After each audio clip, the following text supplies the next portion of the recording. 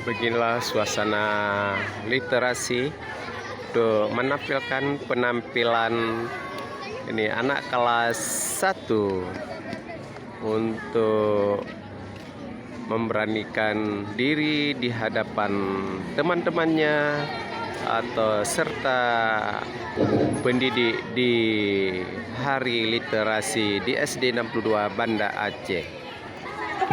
Beginilah rasanya guru-guru selalu merangkul anak didiknya untuk berani tampil dan berkreatif di hadapan teman-temannya.